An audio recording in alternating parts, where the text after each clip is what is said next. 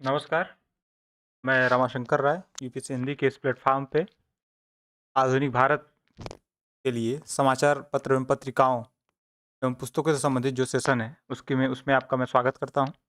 और इससे पहले 2 वीडियो जा चुके हैं। जस्ट आधुनिक भारत के तो 3 वैल्यू-एडेड वीडियो पहले से, उसके बाद एक जिसमें पीआईक्यू डिस्कस किया गया है और कांग्रेस पूर्ववर्ती राजनीतिक संस्थाएँ डिस्कस की गई हैं, वो जा चुका है। उसके बाद समाचार पत्र पत्रिकाओं से पहले शिक्षा में प्रेस का विकास भी जा चुका है और कांग्रेस के महत्वपूर्ण सेशन से वो जा चुके हैं। समाचार पत्र और पत्रिकाओं का ये सेशन, इसके बाद गवर्नर जनरल एवं वायसराय का जो एक पूरी वीडियो है वो जाएगी। तो इस वीडियो में आपका स्वागत है। और इसके बाद हम ये शुरू करते हैं कि समाचार पत्र कौन-कौन से थे, इनका कौन-कौन सी क्रोनोलॉजी थी, इसका प्रकाशन कब आरंभ हुआ, इसमें इसका संपादक कौन-कौन रहे हैं या इसके मालिक कौन रहे हैं। ये प्रयास किया गया है कि अलग-अलग नोट्स से या अलग-अलग बुक से एक साथ चीज़ों को इस तरह कंसोलिडेट किया जाए कि आपको फिर दूसरी जगह ना जाना पड़े इससे संबंधित किसी फैक्ट्स के लिए या किसी और जानकारी के लिए। चीज़ें काफ़ी रहें कि इससे आपके प्रीलिम्स में दिक्कत ना हो और एक ही जगह पे एक होता है ना वन स्टॉप सॉल्यूशन, ऐसा प्रयास किया गया है कि आपके लिए समाचार एवं पत्र एवं पत्रिकाओं का वन स्टॉप सॉल्यूशन बन पाए। तो बंगाल गज़ट के बारे में हम लोग प्रेस के विकास में डिस्कस किए थे कि 1780 में जेम्स ऑगस्टस हिक्की आयरिश थे। इन्होंने पहला जो पत्र माना जाता है तो कलकत्ता जनरल विज्ञापनदाता भी कहा जाता है, बंगाल गज़ट था। फिर मद्रास कुरियर आया मद्रास में 1784 में। तो यह मद्रास से पहला समाचार पत्र था, मद्रास कुरियर, ठीक है। फिर आते हैं इंडिया गज़ट, ये कलकत्ता से निकला 1787 में। हेनरी विवियन डिरीजियो इससे जुड़े थे, यही इसका महत्व है। इंडिया गज़ट का महत्व क्या है कि हेनरी विवियन डिरीजियो यंग बंगाल आंदोलन के प्रणेता थे, ये इंडिया गज़ट से जुड़े हुए थे। अगली बात आते हैं बॉम्बे हेराल्ड, यह बॉम्बे का पहला समाचार पत्र था, बॉम्बे से निकला 1789 में। फिर आते हैं इंडियन हेराल्ड, बॉम्बे हेराल्ड के बाद इंडियन हेराल्ड मद्रास में था और 1795 में इसकी शुरुआत आर विलियम्स द्वारा की गई और हम्फ्रेस द्वारा प्रकाशन किया गया। मतलब शुरू किया आर विलियम्स ने और हम्फ्रेस ने प्रकाशित किया। फिर जो कल हम लोग प्रेस के विकास में एक चर्चा किए थे कि प्रथम बंगाली पत्र को लेके एक जो डिस्कशन है वो है दिग्दर्शन और बंगाल गज़ट।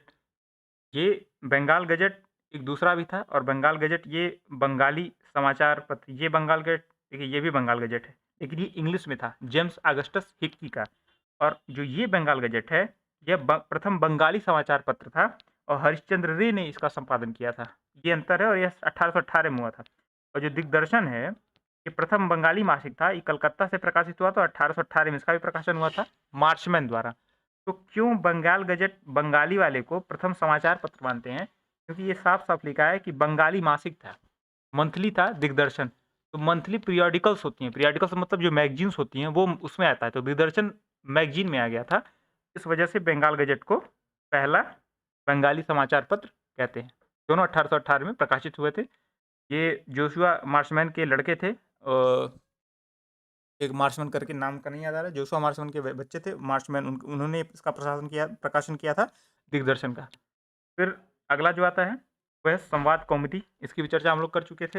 ये बंगाली साप्ताहिक है, बंगाली साप्ताहिक, और 1831 में कलकत्ता से प्रकाशन किया था राजा राम मोहन राय ने।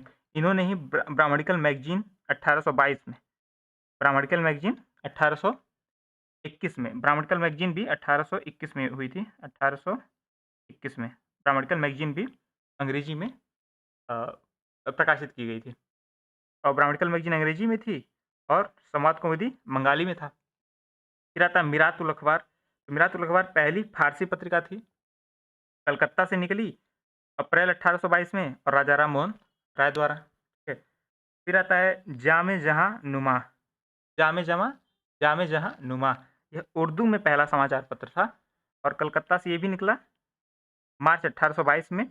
और इसके जो संपादक थे हरिहर दत्त, फर्म अंग्रेजी थी, जो जो संपादक थे वो हरिहर दत्त थे। तो ये ध्यान रखेंगे हरिहर दत्त के बारे में कि जो जामे जहां नुमा उर्दू में पहला समाचार पत्र था वो हरिहर दत्त ने प्रकाशित किया था। फिर आता है बंगदूत, बंगदूत था, ये 4 भाषाओं में, ये महत्वपूर्ण है तो ध्यान रखिएगा। बंगदूत 4 भाषाओं में 4 भाषाओं में साप्ताहिक प्रकाशित होता था, अंग्रेजी में, बंगाली में, फारसी में और हिंदी में। तो अंग्रेजी, हिंदी, फारसी और बंगाली में बंगदूत प्रकाशित होता था। कलकत्ता से 1822 में राजा राम मोहन राय, द्वारकानाथ टैगोर और अन्य मिलके इसका प्रकाशन करते थे। तो बंगदूत के बारे में आप ध्यान रखिएगा। राजा राम मोहन राय, द्वारकानाथ टैगोर इत्यादि से जुड़े हुए थे।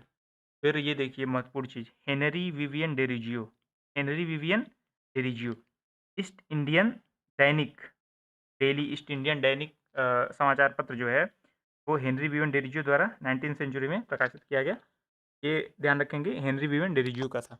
कुछ और महत्वपूर्ण समाचार पत्र हैं जिनको इन बिटवीन हम लोग देख लेते हैं। ये टाइमिंग से नहीं लगे हैं, लेकिन इसके कौन किसका किया है इसके बारे में हम लोग को थोड़ी थोड़ी जानकारी होनी चाहिए। तो हम लोग यहाँ डिस्कस करते हैं। पयामे आज़ादी अजमुल्ला खां, पयामे आज़ादी अजमुल्ला खां का है। भारत मित्र है गणेश गणेश सावरकर का। गणेश सावरकर ने किसका संपादन किया? भारत मित्र का। आर्य दर्पण है स्वामी दयानंद का। आर्य समाज, आर्य दर्पण आप मैच कर सकते हैं। और इंडिपेंडेंट है इलाहाबाद से 1919 में निकलने वाला मोतीलाल नेहरू द्वारा। तो ये सब के सब महत्वपूर्ण है। फिर आता है प्रताप 1913, गणेश शंकर विद्यार्थी। और न्यू इंडिया 1914 डेली है एनी बेसेंट द्वारा। ठीक है, इसी संदर्भ में हम लोग आगे देखेंगे कि अगर महात्मा गांधी के सारे पत्रों को एक साथ देखा जाए तो महात्मा गांधी के कुछ पत्र पहले निकले थे। ये सब जो है उसके बारे में हम लोग डिस्कस करेंगे। जो ये सब है उसके बारे में हम लोग बाद में थोड़ा डिस्कस करेंगे। सबसे पहले महात्मा गांधी के पत्रों को देख लिया जाए। तो महात्मा गांधी के जो पत्र हैं वो इंडियन ओपिनियन जो है, जो 1903 पहले डरबन में आया, पहले डरबन से प्रकाशित हुआ, फिर 1904 में फिनिक्स में जो आश्रम स्थापित हुआ वहाँ से प्रकाशित होने लगा। तो इंडियन ओपिनियन जो है 1903 में डरबन से, फिर 1904 में फिनिक्स से स्थापित हुआ महात्मा गांधी द्वारा। और इसके निकाला गया महात्मा गांधी द्वारा, लेकिन इसके पहले एडिटर थे वो कौन थे? मनसुख लाल नजर। ये 4 भाषाओं में, इंग्लिश में, गुजराती में, तमिल में और हिंदी में, 4 भाषाओं में प्रकाशित होता था और साप्ताहिक था। तो इंडियन ओपिनियन के बारे में आप ये ध्यान रखेंगे महात्मा गांधी के पेपर में। महात्मा गांधी का दूसरा पेपर यंग इंडिया 1919 का साप्ताहिक पत्रिका थी, महात्मा गांधी ने निकाली थी यंग इंडिया। फिर महात्मा गांधी नवजीवन भी निकालते हैं 1919 में, नवजीवन ये भी साप्ताहिक था। और गांधी जी और इसके संपादक कौन थे? इंदुलाल याग्निक, इंदुलाल याग्निक। और नवजीवन जो पत्रिका थी ये मूलतः तो गुजराती में थी, लेकिन हिंदी और अंग्रेजी में भी प्रकाशित होती थी। तो नवजीवन जो थी वो गुजराती में थी और हिंदी अंग्रेजी में भी प्रकाशित होती थी। लेकिन जो हरिजन पत्र है उसके बारे में हम देखेंगे, 1933 में निकला गांधी जी द्वारा। इंग्लिश वीकली था ये, इंग्लिश साप्ताहिक 1933 में। और महात्मा गांधी द्वारा निकला। इसका हिंदी ट्रांसलेशन जो निकलता था उसको हरिजन सेवक कहते थे और गुजराती ट्रांसलेशन को हरिजन बंधु कहते थे। तो हरिजन बंधु और हरिजन सेवक, इसको आप अपने हिसाब से याद रखेंगे कि सेवक हिंदी था और बंधु गुजराती था। जैसे मैच करना है उसको देख लीजिएगा। तो गांधी जी संबंधित ये प्रमुख समाचार पत्र थे। अब देख लेते हैं इसी बारे में, बी आर अम्बेडकर से संबंधित प्रमुख समाचार पत्र कौन थे। तो कुछ तो स्पष्ट आपको होगा है कि क्या लिखा हुआ है, जैसे देख लीजिए। हाँ, मूक नायक इन्होंने 1920 में निकाला। ये पाक्षिक था 15 दिन पे। ये मूलतः मराठी में था मूक नायक 1920 में, और ये पाक्षिक या 15 दिन पे निकाला जाता था। मूक नायक मूलतः मराठी में था। फिर 1927 से 29 तक, 1927 से 29 तक बहिष्कृत भारत निकाला गया। ये भी मराठी में था, ये भी पाक्षिक था 1927-29 तक। फिर जो अगला पत्र है वह जनता द पीपल करके 1930 से 56 तक निकला। ये मराठी पहले पाक्षिक था, फिर साप्ताहिक हो गया। मतलब पहले 15 दिन पे निकलता था, फिर हफ्ते हफ्ते निकलने लगा। जनता द पीपल करके जो बी आर अम्बेडकर का पेपर था 1930 से 56 तक। और फिर आया प्रबुद्ध भारत जो 1956 में निकला, वो भी बी आर अम्बेडकर का पेपर था। तो बी आर अम्बेडकर के बारे में और गांधी जी के पत्रों के बारे में हम लोग चर्चा कर चुके हैं। कुछ और अगर पत्रों की बात की जाए तो परांजपे का काल था, परांजपे का काल था। लाला लाजपत राय का वंदे मातरम उर्दू साप्ताहिक था। और तारकनाथ दास का था द फ्री हिंदुस्तान, वैंकूवर से निकला 1908 में, द फ्री हिंदुस्तान। अब इसके बाद हम लोग फिर अपने जो मूल स्वरूप है वहाँ आ जाते हैं। जो सारणी बनी हुई है उसको देख लेते हैं। इसीलिए बोला गया है कि इसको हर और भी नोट्स किताबों से इनरिच किया गया है कि एक ही जगह वन स्टॉप सॉल्यूशन के तौर पे आपके लिए ये काम करे। फिर अगर अगला देखा जाए तो बॉम्बे समाचार की बात करते हैं। ये गुजराती में पहला समाचार था, गुजराती भाषा में पहला समाचार था बॉम्बे समाचार। इसके बारे में हम लोग प्रेस के विकास में भी चर्चा कर चुके हैं। 1822 में प्रकाशित हुआ और जहांगीर फरदोंजी इसके प्रकाशक थे या निकालने वाले थे। फिर अगला चलते हैं, बॉम्बे टाइम्स 1861 में, और बाद में ही द टाइम्स ऑफ इंडिया हो गया। अब ध्यान रखिए इसको, क्योंकि ये द टाइम्स ऑफ इंडिया की बात हम कर रहे हैं। बॉम्बे टाइम्स 1861 वाला, बाद में द टाइम्स ऑफ इंडिया हो गया। और 1838 में बॉम्बे टाइम्स था, 1861 के बाद ये टाइम्स ऑफ इंडिया हो गया। ठीक है, तो 38 और 61 और द टाइम्स ऑफ इंडिया ध्यान रखना है।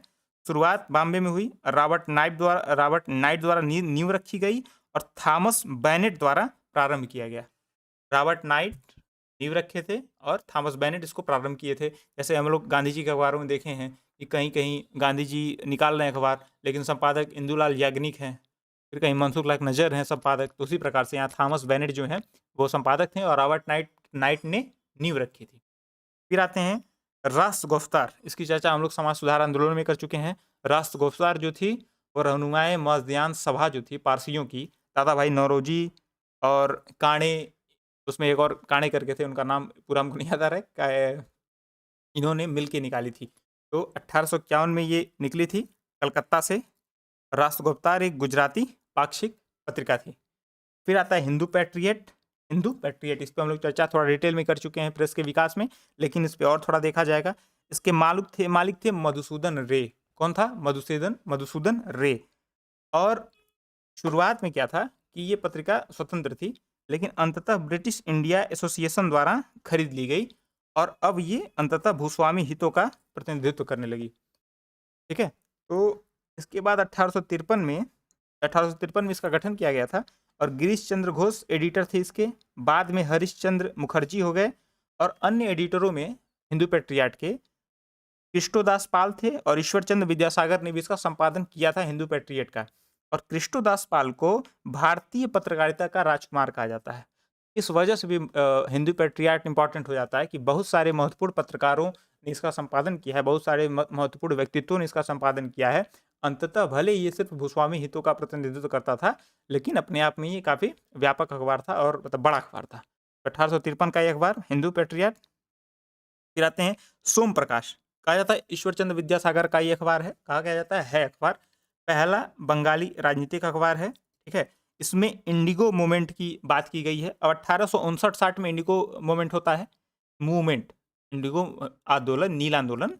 तो 1859 में, ये 1858 में इसकी नींव रखी जाती है। कहीं कहीं माना जाता है कि सोम प्रकाश की नींव रखी गई 1859 में। तो जैसे मैंने जो देखा सोम प्रकाश के बारे में, तो हमको कहीं कहीं मिला 1859 में, कहीं कहीं मिला 1858 में। इसकी मैंने पुष्टि नहीं कर पाया हूँ कि कौन सा एग्जैक्टली सही है। तो 58-59-60 में लिख चलते हैं। अब नील आंदोलन को ध्यान रखते हैं, सोम प्रकाश नील आंदोलन के साथ मैच कर लेते हैं। नील आंदोलन की इसने समर्थित नील आंदोलन का समर्थन इस पेपर में किया गया था, तो उसके साथ इसकी टाइमलाइन में रख लेते हैं 58-59 के बीच में। अगर दोनों आ गया तो भगवान भरोसे मामला है, जिस पे मारेंगे जो सही होगा देखा जाएगा तब का तब।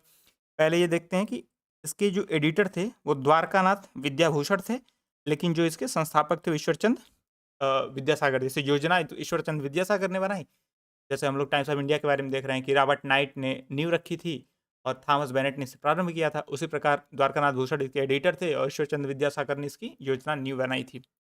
तो टाइम्स ऑफ इंडिया को 1861 से जानते हैं, लेकिन 1838 से इसको बॉम्बे टाइम्स के नाम से जानते थे। ठीक है, इसी प्रकार अगले प्रश्न पे पेपर चलते हैं। तो इंडियन मिरर नामक अखबार था। क्या नाम था? Indian mirror. पहले पाक्षिक था, बाद में डेली इंग्लिश हो गया। पहले 15 दिन पे निकलता था, बाद में डेली इंग्लिश न्यूज़पेपर के तौर पे निकलने लगा। इसकी जो 1861 में मनमोहन घोष और देवेंद्रनाथ टैगोर ने इसकी स्थापना की थी, इंडियन मिरर की। तो ये ध्यान रखिएगा, देवेंद्रनाथ टैगोर एवं मनमोहन घोष दोनों लोग थे। बाद में NN सेन, नरेंद्रनाथ सेन संपादक, एवं बाद में NN सेन ने इंडियन मिरर को खरीद लिया। जैसे शुरुआत किया देवेंद्रनाथ टैगोर और मनमोहन घोष ने, ठीक है, और बाद में इसके संपादक बने नरेंद्रनाथ सेन। लेकिन बाद में संपादक थे तो उन्होंने पेपर को खरीद भी लिया, नरेंद्रनाथ सेन और केशव चंद्र सेन। तो वस्तुतः हम लोग देख रहे हैं कि हिंदी पेट्रियाट पेट्रियाट इसलिए हिंदू पेट्रियाट जो पेपर इसलिए महत्वपूर्ण है क्योंकि उससे जुड़े लोग थे वो महत्वपूर्ण थे। उसी प्रकार से इंडियन मिरर जो पेपर है ये इसलिए महत्वपूर्ण है क्योंकि जो समय के साथ उससे लोग जुड़े वो सब मोस्ट इंपॉर्टेंट पर्सनैलिटी अपने टाइम में थे। तो जैसे देवेंद्रनाथ टैगोर हो गए, मनमोहन घोष हो गए और फिर नरेंद्र नाथ सेन हो गए, केशव चंद्र सेन हो गए, सब इंपॉर्टेंट पर्सनैलिटीज़ थे। तो इनसे संबंधित जो पेपर हो जाएगा वो भी इंपॉर्टेंट हो जाएगा। पहले 15 दिन पे छपता था, बाद में डेली निकलने लगा इंग्लिश में। फिर एक नेशनल पेपर करके था, कलकत्ता से निकलता था 1865 में, देवेंद्रनाथ टैगोर के 2 पेपर दिखते हैं साथ में, तो उसको हम लोग थोड़ा ध्यान रख लेंगे, इंडियन मिरर, नेशनल पेपर। अमृत बाजार पत्रिका, इस पे काफ़ी हम लोग चर्चा कर चुके हैं, 1868 से निकली, शिशिर कुमार घोष द्वारा, जिसने इंडियन लीग की स्थापना की थी, शिशिर कुमार घोष ने, इंडियन लीग की स्थापना।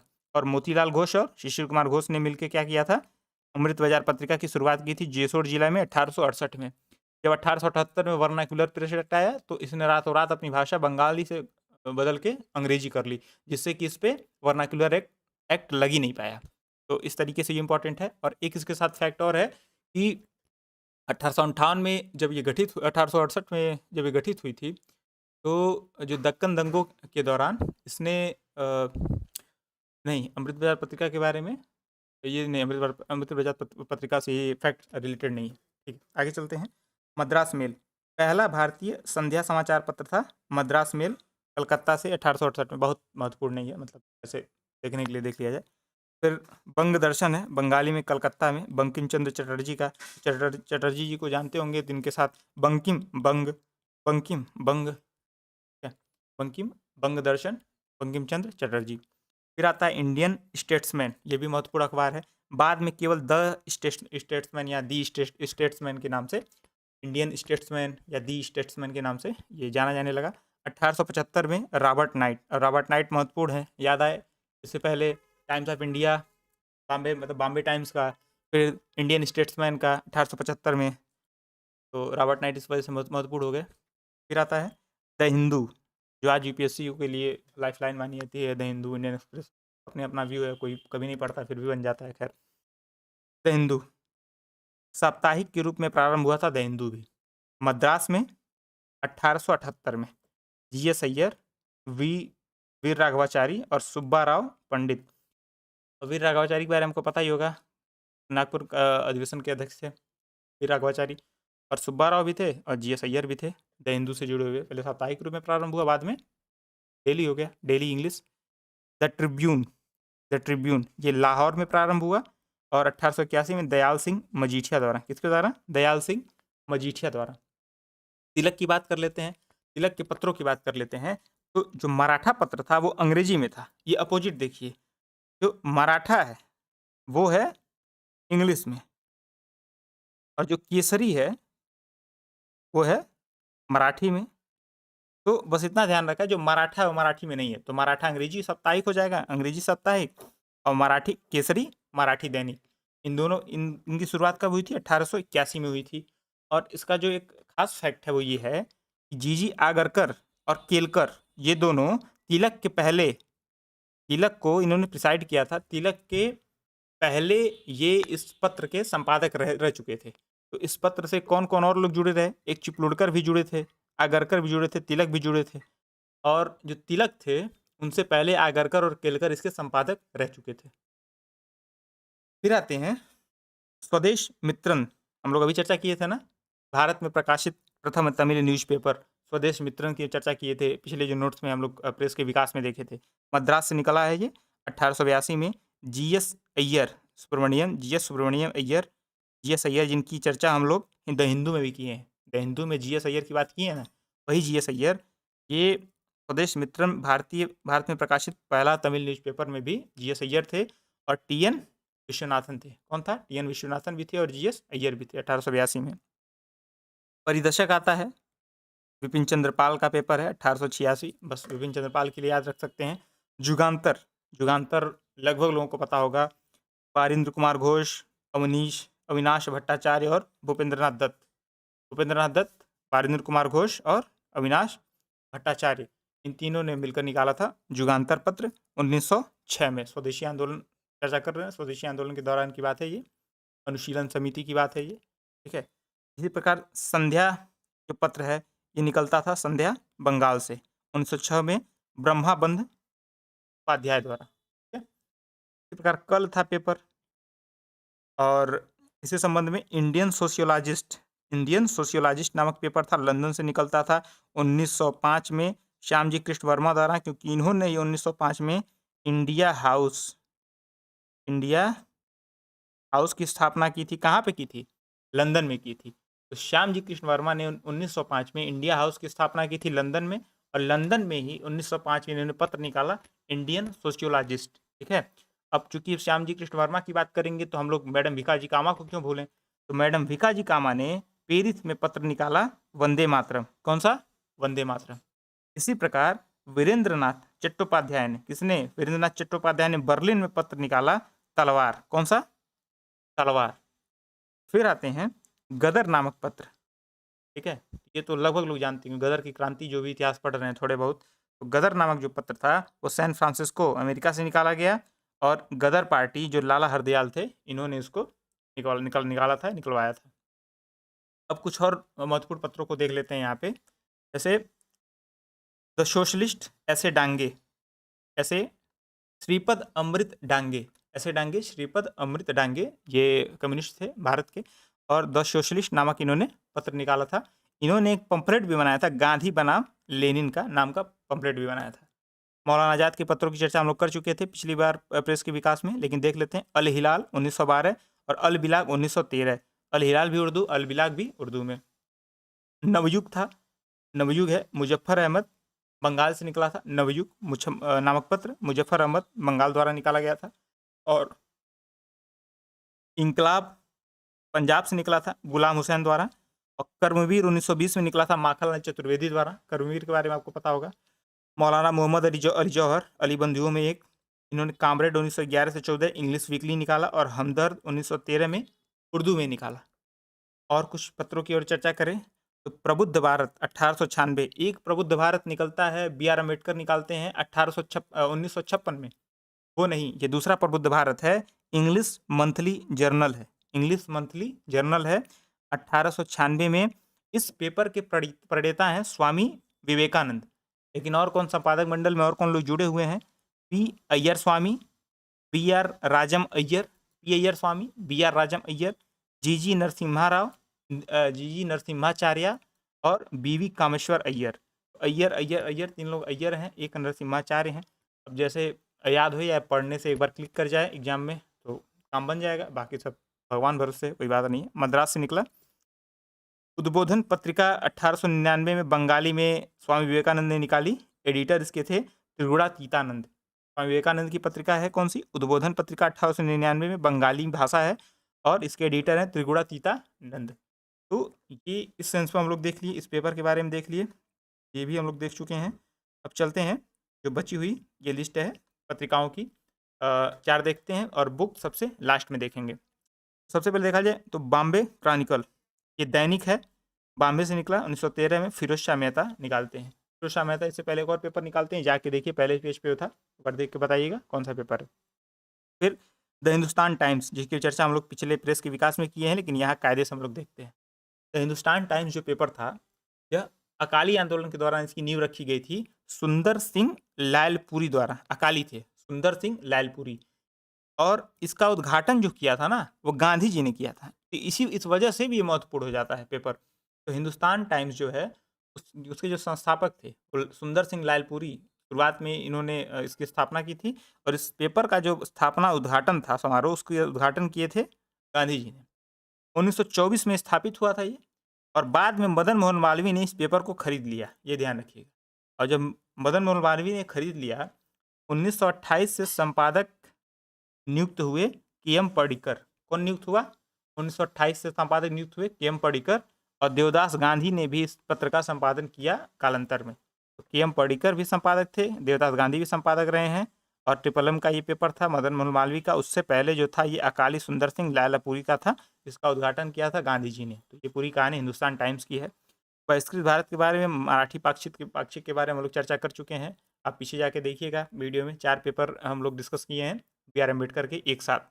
फिर आता है कुड़ियारासु, तमिल आत्मसम्मान आंदोलन की बात करते हुए जो हम लोग चर्चा कर रहे थे, ई.वी. रामास्वामी नायकर पेरियार की। तो हम लोग देखे थे कि पेरियार जी ने आत्मसम्मान आंदोलन के दौरान उड़िया रासु नामक एक पत्रिका निकाली थी। ठीक है। फिर क्रांति नामक पत्र था जो कि 1927 में निकाला गया महाराष्ट्र से, एस मिराजकर, के जोगेलकर और एस घाटे। तो नाम ये महत्वपूर्ण है, इसको थोड़ा देख सकते हैं। क्रांति, एस मिराजकर, के जोगेलकर और एस घाटे, 1927 महाराष्ट्र। एक बंदी जीवन आता है तो सचिंद्र चंद्र सान्याल, ये पुस्तक है बंदी जीवन। नेशनल हेराल्ड पत्र है 1938 में जवाहरलाल नेहरू द्वारा, नेशनल हेराल्ड।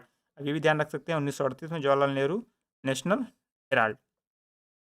एक और महत्वपूर्ण सूचना है कि अभी हम लोग बात कर रहे हैं सिर्फ पत्रों के बारे में, तो न्यूज़पेपर एजेंसियों के बारे में हम लोग कम बात किए हैं। तो भारत की जो पहली न्यूज़पेपर एजेंसी यहाँ पे थी वो एपीआई थी। कौन थी? एपीआई, एसोसिएटेड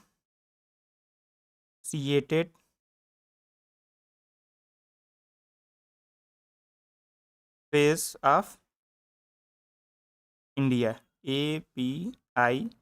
ये हुई थी 1905 में। ये सरकारी टाइप की थी, मतलब सरकारी नहीं थी उस समय की, लेकिन ये जैसे जिसमें न्यूज़ सप्लाई होती थी वो राष्ट्रवादी खबरों का उस प्रकार से उसमें कवरेज नहीं होता था। तो इस समस्या से निजात पाने के लिए S Sadanand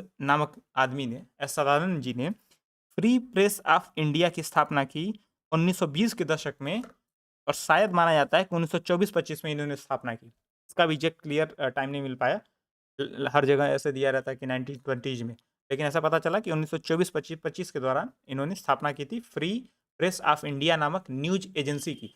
newspaper news agency में अंतर ये है कि न्यूज एजेंसी जो होती हैं वो अलग अलग जगहों से खबरें ले आती हैं और उन खबरों को जो समाचार पत्र हैं वो खरीदते हैं। तो न्यूज एजेंसी डायरेक्ट खबरों से जुड़ी होती हैं, समाचार पत्र उन खबरों को प्रकाशित करते हैं। उन न्यूज एजेंसी का नाम देने के साथ किनारे आप देखेंगे जैसे पीटीआई लिखा रहता है, पीआईबी लिखा रहता है, तो एजेंसी के साथ वैसा नाम देते हैं। उसी तरह जो PTI press trust of India की स्थापना हुई थी 1947 में। कब? 1947 में। तो प्रेस के विकास में ये भी 2 पॉइंट इंपॉर्टेंट है। क्या हुआ था कि 1920 में इन्होंने 1920 के दशक में, जब 1924-25 में इन्होंने फ्री प्रेस ऑफ इंडिया की स्थापना की, जो कि न्यूज एजेंसी थी। इसकी खासियत ये थी कि भारतीय राष्ट्रवाद की समर्थक न्यूज एजेंसी थी। कि भारतीय राष्ट्रवादी जो खबरें होती थी उनको भी प्रायोरिटी से लेके आती थी, उनका प्रकाशन करवाती थी। इस वजह से भी ये महत्वपूर्ण है। और किसी भी भारतीय द्वारा प्रबंधित एवं मालिकाना हक वाली प्रथम न्यूज एजेंसी कौन सी है? Free press India. इस वजह से ये काफ़ी महत्वपूर्ण है। लेकिन इसके बाद 1928 में सदानंद जी ने इसी संदर्भ में फ्री प्रेस जर्नल नामक इंग्लिश न्यूज़पेपर भी लेके आते हैं। तो 2 चीज़ें ध्यान रखिएगा एस सदानंद जी के बारे में, महत्वपूर्ण पक्ष है। समाचार पत्र सब लोग प्रकाशित कर रहे थे, लेकिन न्यूज एजेंसी के बारे में सोचना बड़ी बात है, क्योंकि उसमें बड़ा पैसा लगता है और डूबने के चांसेस भी ज़्यादा होते हैं, स्पेशली जब आप राष्ट्रवादी खबरों को प्रकाशित करें। ठीक है, तो फिर कुछ और पॉइंट्स पे चलते हैं जो लोग छोड़ गए थे शुरुआत में। अरविंदो घोष के महत्वपूर्ण जो समाचार पत्र हैं अरविंदो घोष से संबंधित, वो कौन से हैं? तो धर्म बांग्ला भाषा में, फिर कर्मयोगी इंग्लिश में भी। एक कर्मयोगी कर रहे हैं कौन? एक देखिए, एक कर्मवीर का प्रकाशन कर रहे हैं माखनलाल चतुर्वेदी 1920 में, कर्मवीर का। और अरविंद घोष कर रहे हैं धर्म का प्रकाशन, कर्मयोगी का अंग्रेजी में, और वंदे मातरम का 1905 में। वंदे मातरम के बारे में एक और इन्फॉर्मेशन क्या है कि इसके फाउंडर बिपिन चंद्र पाल थे, लेकिन जो इसके एडिटर थे वो अरविंदो घोष थे। इस वजह से अरविंदो घोष का पेपर भी वंदे मातरम माना जाता है, 1905 वाला। और फिर सुरेंद्रनाथ बंगाली का पेपर है कौन? सुरेंद्रनाथ बनर्जी का पेपर है कौन सा? बंगाली। कौन सा? बंगाली। फिर आते हैं दादा भाई नौरोजी, उनका पेपर कौन सा रहा है? एडवोकेट ऑफ इंडिया और हिंदुस्तानी। कौन सा? एडवोकेट ऑफ इंडिया और हिंदुस्तानी का पेपर रहा है। गोपाल कृष्ण गोखले जी का पत्र कौन कौन सा रहा है? सुधाकर रहा है, सुधारक रहा है, हितवाद रहा है 1911 वाला हितवाद, और नेशन, ये गोपाल कृष्ण गोखले के पत्र रहे हैं। फिर हम लोग गोपाल गणेश आगरकर के देखते हैं पत्र। गोपाल गणेश जीजी आगरकर, जिनकी बात होती है तिलक के साथ, तिलक के साथ जिन्होंने तिलक के पहले जिन्होंने मराठा और केसरी का संपादन किया था, उससे जुड़े हुए थे, तो वो गोपाल गणेश आगरकर की बात हो रही है। अंग्रेजी और मराठी साप्ताहिक इन्होंने सुधारक निकाला 1888 में। कब? 1888 में। तो अब इसके बाद हम लोग समाचार पत्र एवं पत्रिकाओं की चर्चा कर चुके हैं, समाचार पत्र एवं पत्रिकाओं की। अब हम डिस्कस करेंगे पुस्तकों को, कुछ महत्वपूर्ण पुस्तकों को डिस्कस करेंगे। अगर पुस्तकों की बात की जाए तो महात्मा गांधी की महत्वपूर्ण पुस्तक है my experiment with truth. My experiment with truth, यह मूल रूप से गुजराती में लिखी गई थी सत्यना प्रयोगों के नाम से। सत्यना प्रयोगों के नाम से ये मूल रूप से गुजराती में लिखी गई थी, माई एक्सपेरिमेंट विद ट्रूथ नामक पुस्तक। फिर राजेंद्र प्रसाद की बुक है इंडिया डिवाइडेड। कौन सी बुक है? India divided. Hints for self culture, ये किसकी बुक है? ये है लाला हरदयाल की, जो कि गदर आंदोलन के प्रणेता हैं। Hints for self culture. फिर अ नेशन इन मेकिंग, शानदार पुस्तक है ये, सुरेंद्रनाथ बनर्जी की, एस एन बनर्जी की अ नेशन इन मेकिंग पुस्तक है। उसी प्रकार अरविंदो घोष की बुक का नाम है एसेज ऑन गीता। एक किताब ये हो गई, एक हो गई लाइफ डिवाइन और एक हो गई सावित्री। महत्वपूर्ण किताबें हैं सावित्री, लाइफ डिवाइन और एसेज ऑन गीता। अरविंदो घोष की 3 किताबें हो गई। सरोजिनी नायडू जी की किताबें कौन सी महत्वपूर्ण हैं? तो सॉन्ग ऑफ इंडिया, फिर वर्ल्ड ऑफ टाइम और गोल्डन थ्रेशोल्ड, ये इनकी महत्वपूर्ण किताबें हैं। सरोजिनी नायडू जी की song of India, world of time और गोल्डन थ्रेशोल्ड। फिर विजय लक्ष्मी पंडित जी की बात करते हैं, जो नेहरू जी की बहन थी। तो विजय लक्ष्मी पंडित जी ने क्या द स्कोप ऑफ हैप्पीनेस नामक किताब लिखी थी, the scope of happiness. Lovat Fraser की बात की जाए, इनका India under under Curzon and after, ये महत्वपूर्ण किताब है। लोवेट फ्रेजर की किताब है India under Curzon and after. इसके बाद क्या देखा जाए, इंडियन मुसलमान। इंडियन मुसलमान ये किसने लिखा था? ये लिखा था हंटर विलियम ने। इंडियन मुसलमान नामक पुस्तक लिखी थी हंटर विलियम ने। इंडिया अंडर रिपन ये लिखा था डब्ल्यू.एस. ब्लंट ने। तो डब्ल्यू.एस. ब्लंट लिखते हैं इंडिया अंडर रिपन और India under Curzon and after लिखते हैं लोवेट फ्रेजर। ये महत्वपूर्ण है। ये जो भी किताबें हैं महत्वपूर्ण किताबें गई हैं, बहुत ज़्यादा नहीं दिया गया है लिस्ट, तो इसको ध्यान रखिएगा। फिर एक काफ़ी शानदार किताब है, मतलब एक 2 किताबों की बात हो रही है। एक है मदर इंडिया, एक है अनहैप्पी इंडिया। मदर इंडिया पुस्तक है, इसको लिखा था मिस कैथरीन मेयो ने। इसमें भारतीयों की कटु आलोचना की गई थी, जिसके जवाब में लाला लाजपत राय ने लिखी पुस्तक अनहैप्पी इंडिया। तो मदर इंडिया में जहाँ भारतीय की संस्कृति को ताना मारा गया था, उस प्रकार से कटु आलोचना की गई थी, वहीं अनहैप्पी इंडिया में लाला लाजपत राय ने दिखाया था कि किस प्रकार से ब्रिटिश उस चीज़ के लिए जिम्मेदार हैं जिस चीज़ के लिए भारतीयों की आलोचना की जा रही है। तो ये हो गया। उसके बाद शर्मिष्ठा एवं तथा तिलोत्तमा नामक किताब है, वो लिखा था माइकल मधुसूदन दत्त ने, शर्मिष्ठा तथा तिलोत्तमा।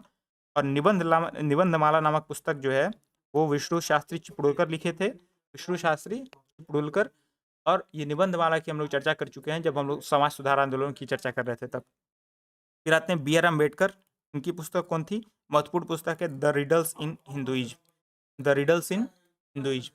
और ये last but not the list, ये ताराबाई शिंदे की किताब है, इसको जरूर से जरूर ध्यान रखिएगा। और शेवंतीबाई एम निकम्बे की किताब है, वो दोनों शुरुआती महिला राइटर्स की किताब है हिंदुस्तान में, भारत में। तो ताराबाई शिंदे ने लिखा था, जो पूना से बिलोंग करती थी, 1882 में स्त्री पुरुष तुलना, 1882 में। और जो शेवंतीबाई एम निकम्बे थी, शेवंतीबाई एम निकम्बे थी, उनकी बुक थी Ratnabai a sketch of Bombay high cast Hindu young wife. Ratnabai a sketch of Bombay high cast Hindu young wife 1895 में लिखी गई थी। ताराबाई शिंदे ने क्या किया कि स्त्री पुरुष तुलना नामक पुस्तक लिखी, अपने अपने अनुभवों से उन्होंने लिखा कि क्या अंतर होता है।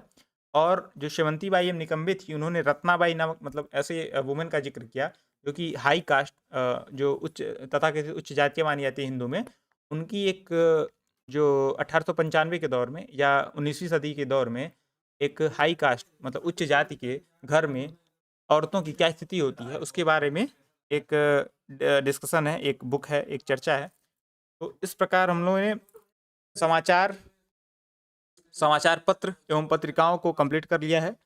तो अगले सेशन में हम लोग गवर्नर जनरल एवं वायसराय के बारे में चर्चा करेंगे और उसके बाद पीवाईक्यूज की अंतिम सीरीज आएगी। उसके बाद आधुनिक भारत से हम लोग निवृत्त हो जाएंगे, फिर अगले किसी सब्जेक्ट की तरफ बढ़ेंगे। और आप अपने कमेंट्स, वैल्यूएबल कमेंट्स दें, जिसकी वजह से उसमें कुछ सुधार या कुछ और चीज़ें लाई जा सकें जो आपको उचित लगे। तो नमस्कार।